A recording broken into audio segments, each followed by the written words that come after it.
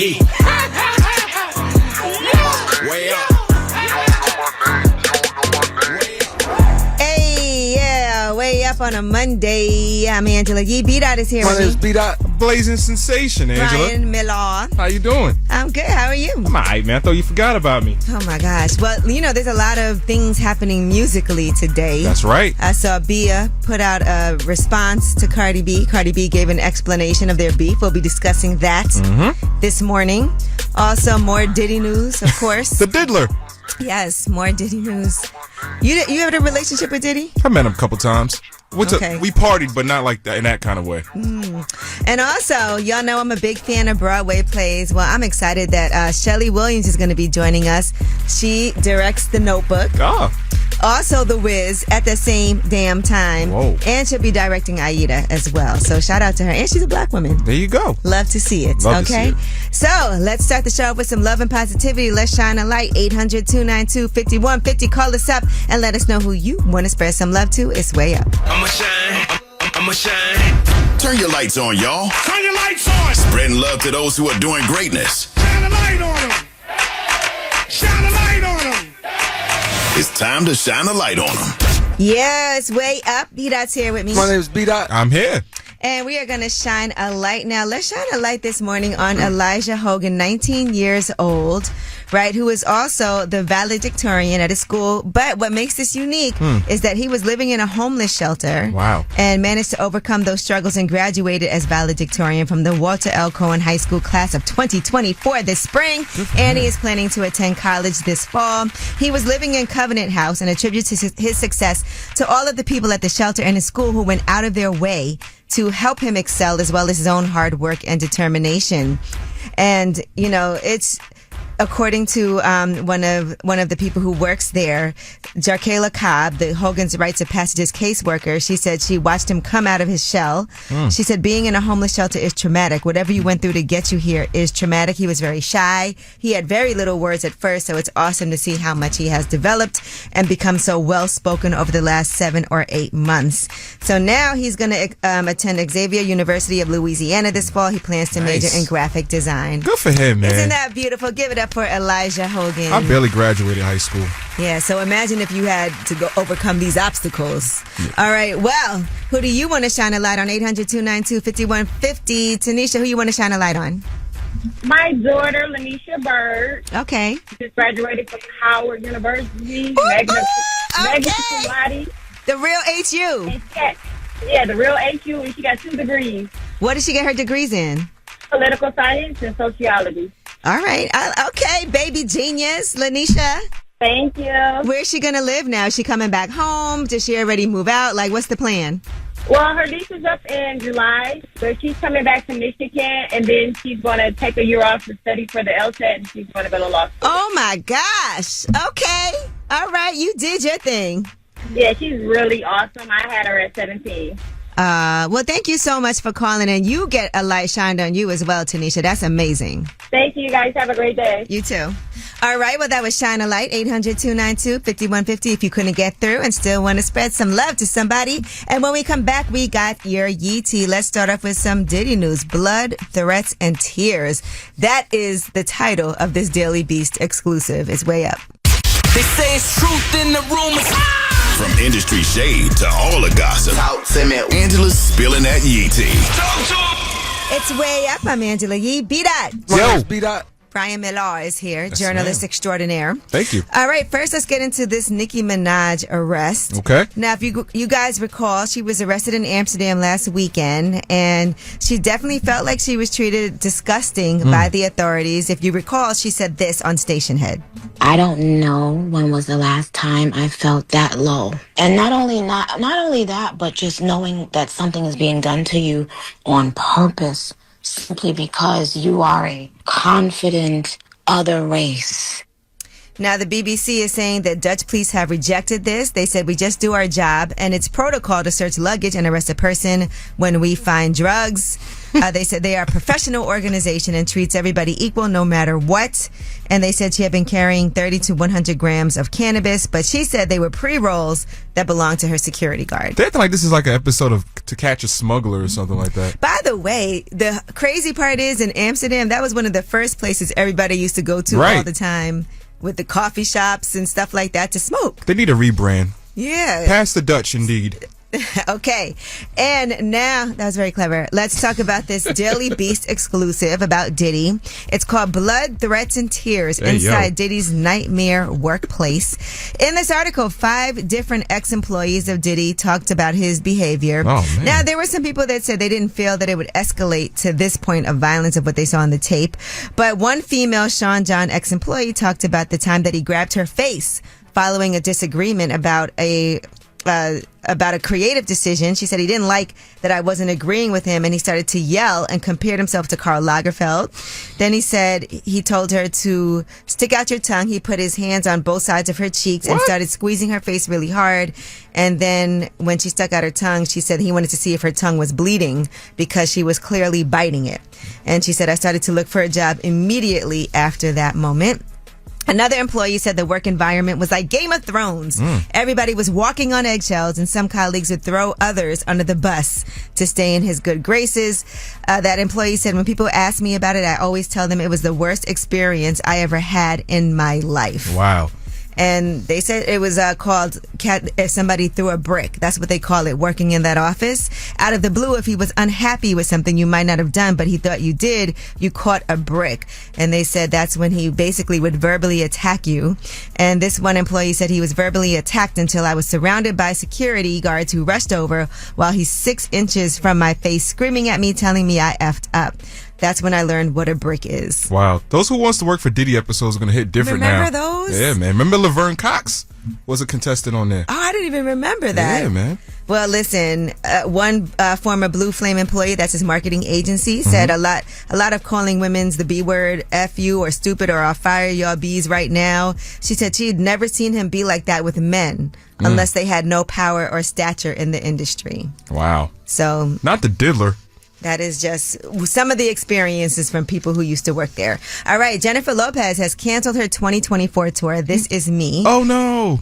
Shut up, Bita. You don't like J-Lo.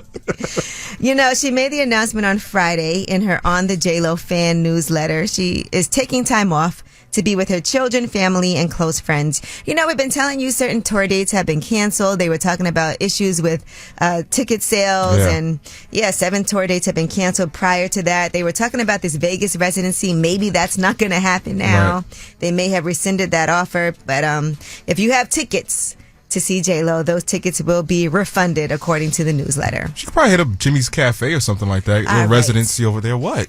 Right off the Grand Concourse. What's your favorite J-Lo song? The one she was on the block. The one with Okay. Yeah.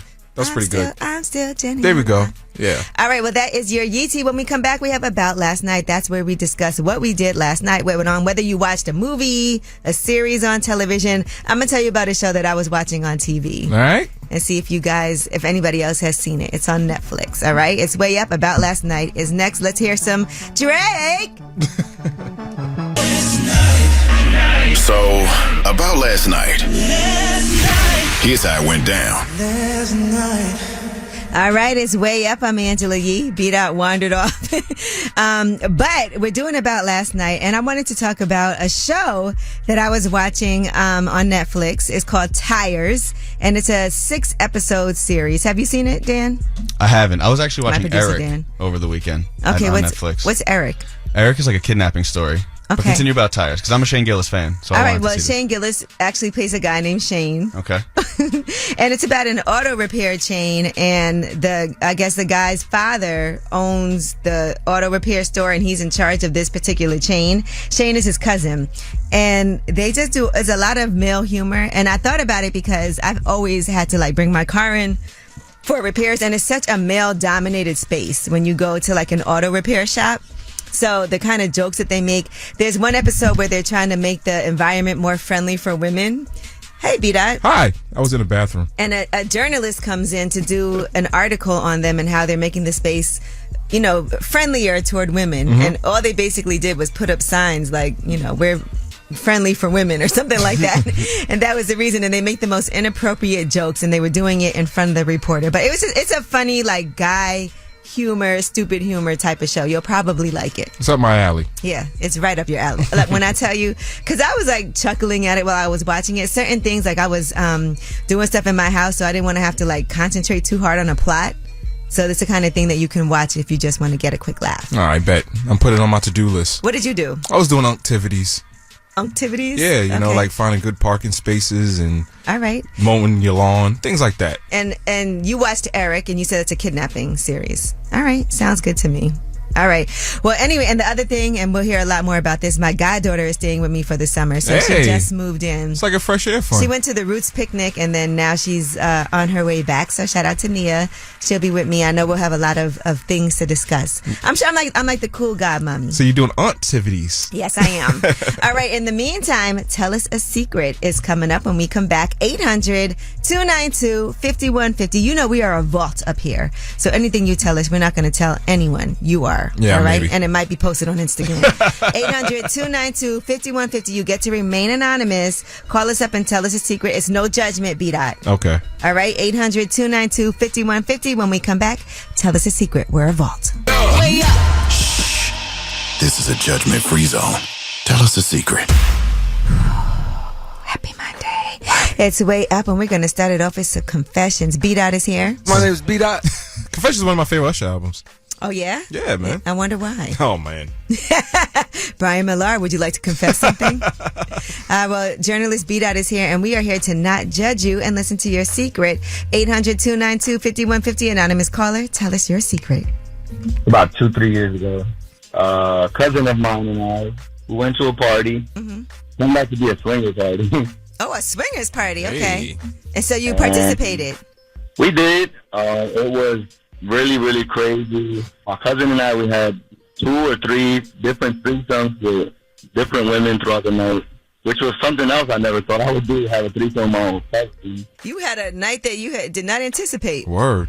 And then we kept it going after that for maybe like another 6 or 7 months. It was pretty fun after a while, but it got a little too taboo for us. What was one of the craziest things that happened? Was Diddy there? Craziest thing is like just older women, like they literally want to get by like 30 guys, like something crazy, like these older white women in their 50s. You also see people like on the bondage type stuff, like really, really hardcore bondage. Okay, all right. Well, thank you for calling and sharing with us and everyone else. Thank you. Blood, threats, and tears, man. Sweat. Sweat. Not threats. Hey, anonymous caller, how are you? Good morning. I'm great, Angela. You want to tell me and B-Dot a secret? Tell us a secret.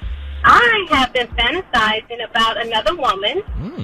I am heterosexual. Mm-hmm. I've been married before, divorced for a long time, and I've never thought about another woman, but I've been fantasizing about a certain lady. Okay, so it's somebody special in particular. Someone I know. She doesn't know this. Are you going to act on it? I don't know. I don't know if she's feeling the same way or if she has feelings for women. All right. Well, it is Pride Month, you know. Ah! Very on brand. It's Pride Month. We outside. I might just act on it. All right. Well, thank you for sharing with us. I hope it works out. Thank you. All right. Well, those were, everybody's out here, living their best life. Clearly. Checking all the boxes off the bucket list. You got All right. freak-offs and secret admirers. All right. Well, when we come back, we have your Yeetie and Sean Kingston. We have his mugshot. We'll tell you all the details about him turning himself in. He has 10 charges. It's Way Up. Yo, she about to blow the lid up off this pot. Let's get it. Oh, yeah.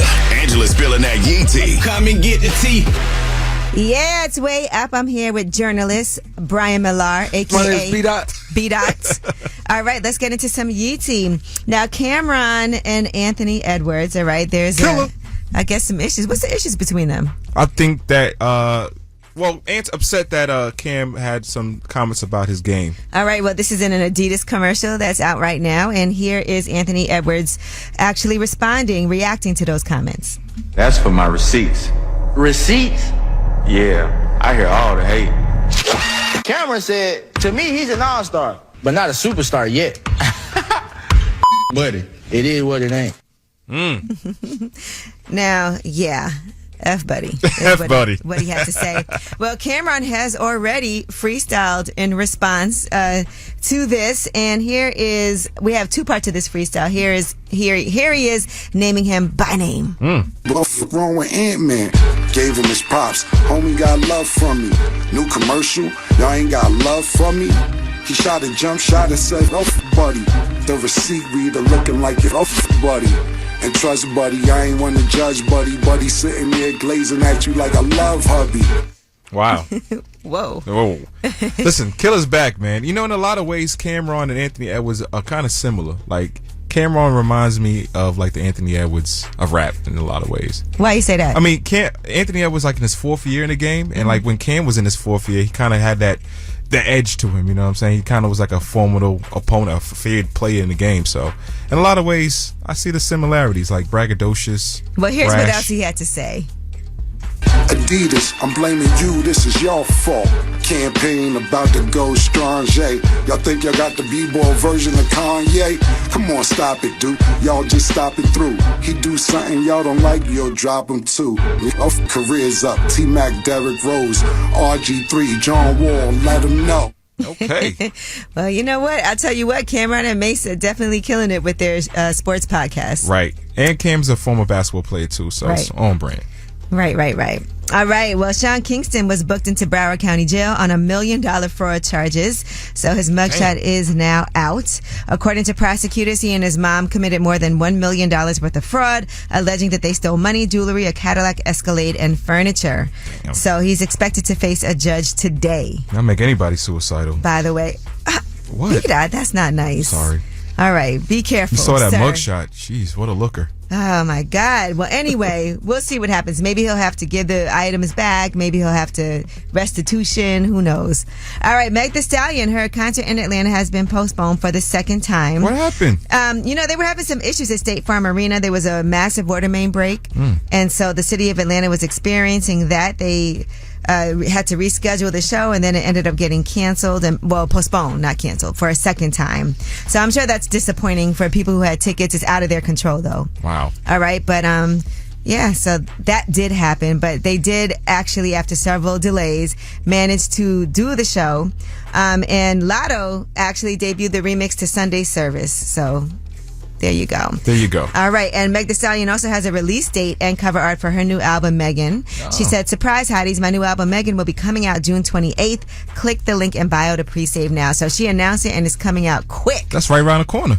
Yeah, that's in how many weeks? Like 3 weeks. Yeah, that's a little more than 3 weeks. All right, and there are also rumors of a Beyonce Vegas residency after a Live Nation teaser was posted. It said, "Vegas, hold your horses, wild horses." That is, big announcement coming tomorrow. And then it looks like Beyonce in the shadows. I think girls are still paying off their Renaissance tickets, man. They're going for the... Now you got to do a whole trip. All right. Man. All right, and lastly, Thames has delivered a Tiny Desk performance where she previewed a new song called Born in the Wild. Here's what that sounded like. Fortunate, sorry. My mother, I'm giving in victory. And maybe it's fortunate, you're unfortunate. Wow, Tiny Desk already. Tiny Desk already. I mean, she is a global star. Yeah. She did write for Rihanna. She did collaborate with Beyonce already, so. It just seems like Tiny Desk is more for like the legacy acts. Yeah, but she's got some good hits. Yeah, she has some. I think it's just people we also like to see perform live, so maybe they're mixing it up. Yeah. All right, well, that is your Yeetie. When we come back, we have Under the Radar. These are the stories that are not necessarily in the headlines. They're under the radar, and there's a whole article about hip-hop declining in popularity. No way. That was in Newsweek. It's way up. The news. I got news. This in the news that relates to you. These stories are flying under the radar. All right, it's way up. I'm Angela Yee. Beat Out is here. My name is Beat Out. I'm here. I got this story in particular for you. This was in Newsweek, and it says hip-hop is declining in popularity. Who wrote that? The Onion? Back in 2018, hip-hop surpassed rock and roll to become the most popular music genre in the U.S., but now they're saying in 2023, which is the 50th anniversary of hip-hop, right, that music genre seems to be losing its appeal. I don't see it, but Beat Out, you read this article. What do you think? I think that's a hit piece, man. Like, the biggest conversation piece this year is Drake and Kendrick. Like, hip hop can be quantified just solely on numbers, if that's the only gauge that they're going by. Right. And according to their musicologist and historian Zachary Diaz, he told Newsweek, there has been a musical gentrification of hip-hop, which has seen corporations and big music labels try to profit from its popularity. This has led to a dilution of the sound that hip-hop appears in all kinds of music, movies, and advertisements that's crossed over into other genres. So there's not even a clear idea of what hip-hop is anymore. Now, have you seen that guy's picture? He looks like Chris Farley, man. Like, I'm not listening to Zachary Diaz. So you're saying he is the He is the colonizer. What are you talking about, man? All right. Well, listen, it's a definitely an interesting read because they also refer to Drake and Kendrick in there, right? As well, and they're also in this article saying that bad actors in hip hop have spoiled its image and authenticity. Bad actors? What? What is this guy talking about, man? I feel like the gentrification may be what spoiled its authenticity in that case. All right. Well, that is your Under the Radar. Now, we have the Way Up mix at the top of the hour. Let's keep that under the radar. Plus, Schele Williams is going to be joining us. She is the director of The Notebook and The Wiz at the same time, and also the director of Aida, and she's also a black woman. Hey. All right, it's Way Up. Just like to talk like they Angela Yee, like they Angela Yee. Man, she's spilling it all. This is Yee T. Way Up. All right, it's Way Up. I'm Angela Yee, and Blogs is here, a.k.a. B-Dot, a.k.a. Brian Millar. And let's get right into this Yee T. Let's get to it. I was watching all this transpire over the weekend between Cardi B and Bia. Girl fight. By the way, I really like both of them a lot. Yeah. Like, obviously, I'm a big fan of Cardi, and I like Cardi, and I also really like Bia. So that's tough. I've been watching her since Sisterhood of Hip Hop. All right, so this all started, I guess, out in the open when Bia dissed Cardi. It was a sneak diss on the B-Duh remix. Here's what she said. I have this hip hop this shit and that's so funny to me. So funny how you say you running down but you can't walk on the beat. I ain't know I had an op cause she don't say to me. All right, so people were speculating who was that about. Well, Cardi then took some shots at Bia, and this was, I feel like, a lot more direct. This was on the Wannabe remix. Guess I'm a teacher since she wanna sub me. She did what, had no idea. Thought she was on the shelf IKEA. I'm stoked like that when I see her. Please don't nobody wanna pay her. Cheap looking, weak looking, great value, me looking. Girl, these be delete every tweet looking. All right. Well, Cardi then went on live and gave a very detailed explanation of what happened for the two of them to not get along and, behind the scenes. And she seems like she was a little confused, but they did have a conversation on the phone prior to things getting to this level. Here's what she said. The conversation started very nasty. And then I called her back and we ended up the conversation on a very great note. After we had the conversation, you went and you started saying that I copied your music video. Then you did a record, you dissed me on it. Then you going around lying about my to my man's boys and now that I said something about you, I addressed you on a song, it's like, oh, so it was you that was going around saying that. And when you lie about my make sure them is legit, because I'm going to take you to court. Ooh, take you to court. Jeez. All right. Well, Bia then put out a diss track, and she put this out fairly quickly. Yeah. All right. It was called Sue Me, and here's what she had to say on one part of it. Put it on your game and things buff you in. Put it on your name since you so gangster like your friends. Put it on your hubby since you love lying on your vows. Wow. I write all my verses, I can do it for hours. I'll be damned, I let her in the pit beside my house. Your money long, you split that. Your saying that. Put her ass in the ground till she had to give me my flowers. I was up in the Bronx and they said I'm good in the towers. And by the way, this is her in the studio. She asked him to play it, so she's on live playing it. It's not like the actual version of the song. But, Cardi's main thing was she doesn't want her lying about, a sex tape and her cheating on Offset and things like that. And here's some more of what Bia had to say. C-A-R-D, Crown IG. Catch another dude, cause you couldn't catch a beat. Do I beef with you or do I beef with Party? You've been scrapping projects since 2019. Ugh. Yeah, I mean, there's a lot more to it, and she said a lot more on it. You didn't like that hook at all. I definitely thought it was fun. I liked the beat. Mm-hmm. and you know, the thing is, Cardi said she has no problem if they are going to go back and forth on track. She just... Yeah, there's a problem. Do you think Cardi should respond? I don't think Cardi respects her. That's the problem. Like, Bia is in a lose-lose situation with this because even if she has ether for her, she's, has a lower profile than Cardi. Well, no, I think that when stuff like this happens, you actually... If you have an ether like that, you can do what Nas did when it came to Jay-Z. But it was evenly matched. It was like evenly yoked a little bit. You know what I'm saying? I just think that, she's operating from behind the 8 ball at this point. I don't think she looks at her as a formidable opponent. She was even saying, hey, go stream Bia's music. Like, Cardi doesn't care.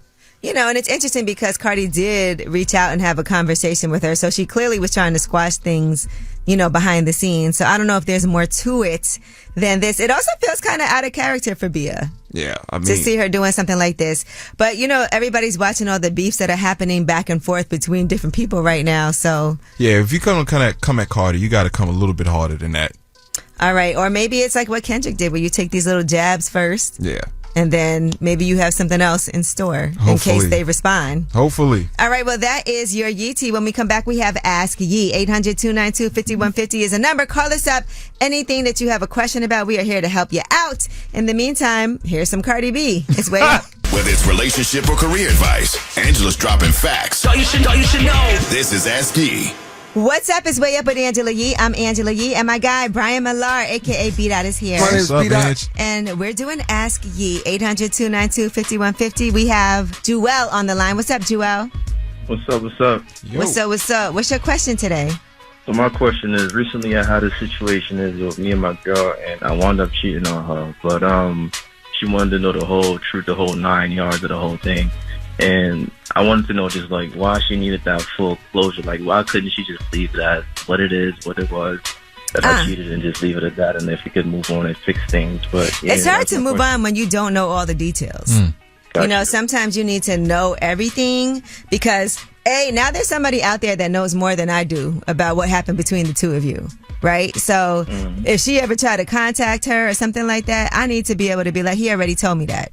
Think about the power that a woman has when she could tell the other woman that you cheated on. I already know, we discussed it, and he told me. Because then later on, things will end up coming up. And when those things come up, it's like it starts all over again. You might as well get it all out there at once and rip that Band-Aid off. Because things will come up in the future. When you cheat on somebody, they are going to bring it up over and over again. Have you ever cheated, B-Dot? No, I'm a faithful black man. I'm going to say he's a liar. Did you have an issue with telling her everything?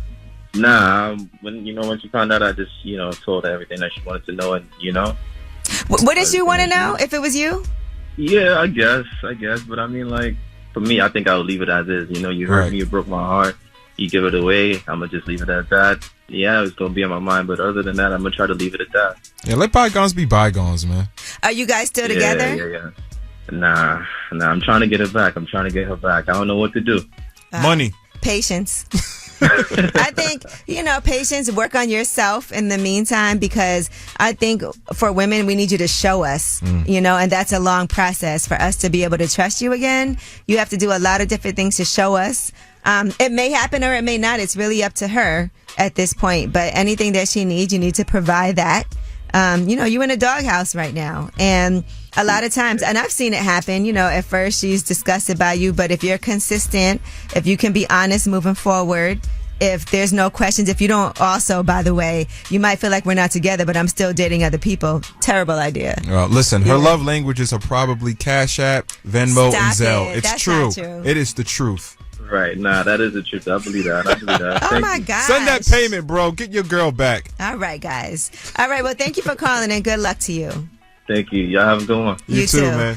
All right. Take her to her Broadway play. Oh, we have Schele Williams coming up when we come back, and she is the director of The Wiz, The Notebook. If you take her to go see The Notebook, oh my God, that might do it right there. Is Ryan Gosling going to be in it? No, he's not. Okay. It's on Broadway. It's a musical. It's a little different than the original.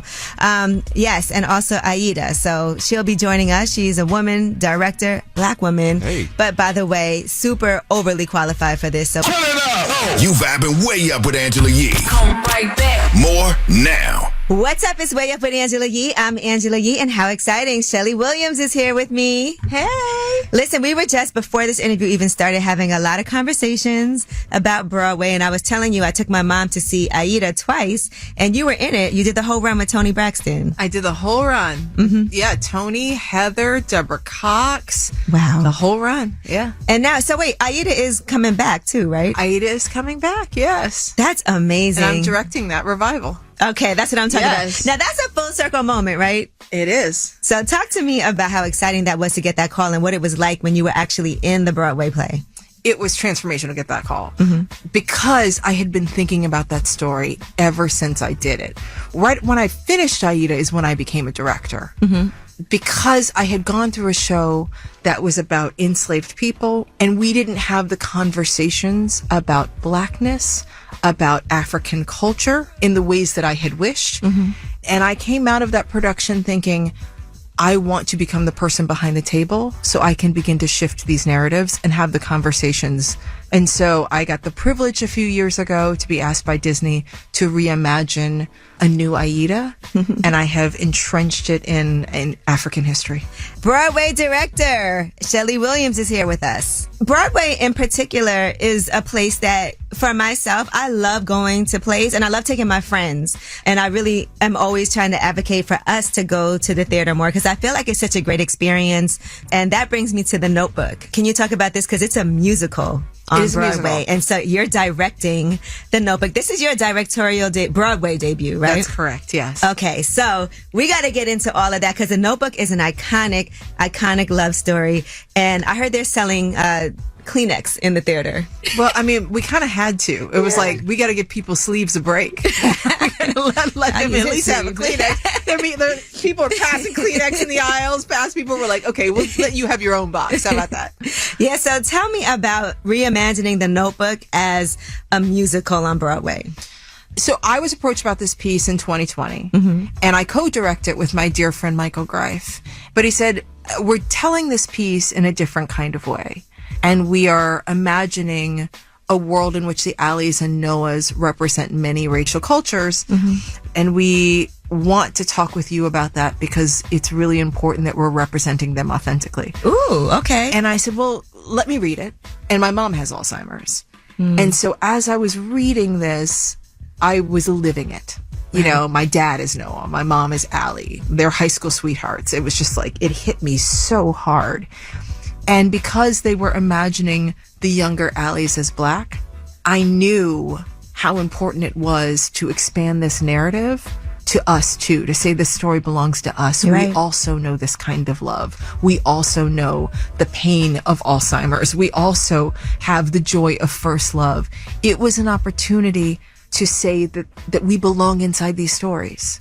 Okay, Shele Williams is here. She is the Broadway director for The Wiz, for Aida, and of course, for The Notebook. It's on Broadway right now. We have more with her when we come back. It's Way Up.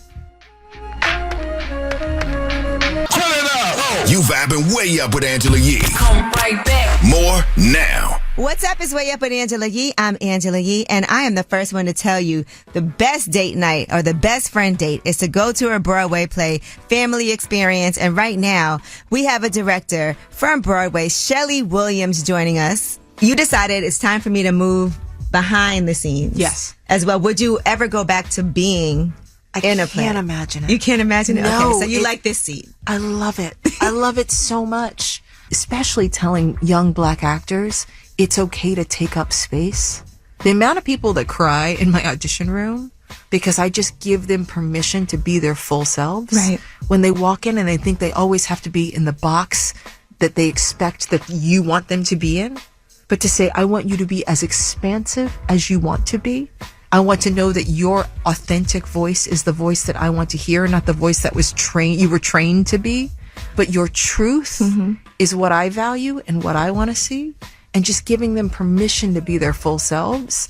I can't imagine not doing that. Wow. Listen, and it feels like you're doing an amazing job from the gigs that you've been getting because it's like you're simultaneously directing 2 plays right now. Yeah. That's tough. Broadway director Shele Williams is here with us. Is that a common thing in Broadway? No, I it didn't is think not. so. Yeah, certainly not with musicals. And then you also have 2 daughters, like you Yes. said. So how do you deal with all of that in the midst of theater? Oh my gosh. Well, at some point, I'm always failing somebody, right? But, every day I have to forgive myself. Right. And I just have to try harder and course correct, right?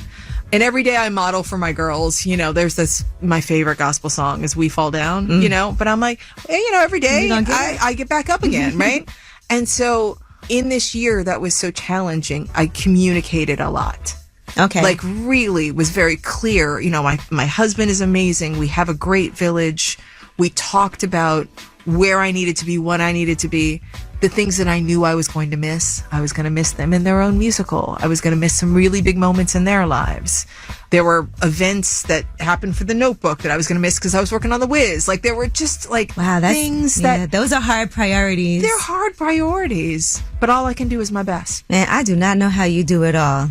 But I just want to say it seems like you're doing it all to an amazing, exceptional level. So I just want to make sure, and I know that you've been getting your accolades, but they are well deserved. I feel like this is just your time. Thank you, Angela. I mean, it's been your time, but just to see everything that you've been accomplishing, these are huge, huge deals. I mean, The Notebook, The Wiz, Aida, sometimes you got to just sit back and think thank you, Jesus. Yeah, I think that a lot. I do. I feel but also incredibly the grateful. work that you put in, this is really helping other people, that are coming behind you too. It's such a huge deal. So thank you for coming. You can watch that full interview on my YouTube channel, Way Up with Yee. And when we come back, you guys have the last word.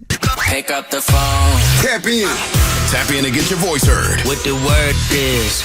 Here's the last word on Way Up with Angela Yee. What's up? It's Way Up with Angela Yee. I'm here. My guy, B-Dot, is here. My name is B-Dot. Goodbye. You know what I like about you, B-Dot? What's that, Ange? Right or wrong, you are definitely brutally honest about your opinion. I thought he was going to say you like my good looks. And then you could tell when you said something wrong and you'd be like, oh, was I not supposed to say that? I'm still getting used to this whole radio thing. Right, you're so uncensored. Yeah. But anyway, make sure you guys follow my guy, B.TM. Yes, on Instagram, Twitter, everywhere you can find me. Everywhere you could find him. I'm headed out to Broadway. Shout out to Schele Williams for joining us. I'm going to see Wicked yet again. Again? How many times have you seen it? This will be my 3rd time. But I do have some listeners joining me tonight. But Schele Williams, she didn't direct Wicked, but she has The Notebook on Broadway right now, the musical. So I'm definitely going to check that out. She's also got The Wiz on Broadway, and she's also doing Aida on Broadway. She's directing all of those. Just give her the Tony right now. I mean, shout out to her. She's got 2 Broadway plays simultaneously. I don't know how many people have done that. Word. She's a superwoman. But thank you so much for joining us. And of course, y'all are the listeners. You guys are our family. You have the last word. So my husband cheated on me with my best friend, and he didn't know that I knew. So to get him back, I slept with his twin brother and his best friend. Yeah, it feels a lot better to get that off. Thank you. Have a good day. Hi, my name is Shy, and I would like to shine a light on Mr. and Mrs. Shelton of New Orleans, Louisiana. They own Step Foundation, which is a nonprofit organization. I want to shine a light on the fact that they're gifting 20 lucky children a chance to start their business this summer. They're paying for the occupational license, the LLC, the trademark, the business bank account, and starting the personal business account. I just want to tell them thank you for all that you do in the city of New Orleans, and thank you for changing the trajectory of our children's lives. Going way up, turn up with Angela Yee.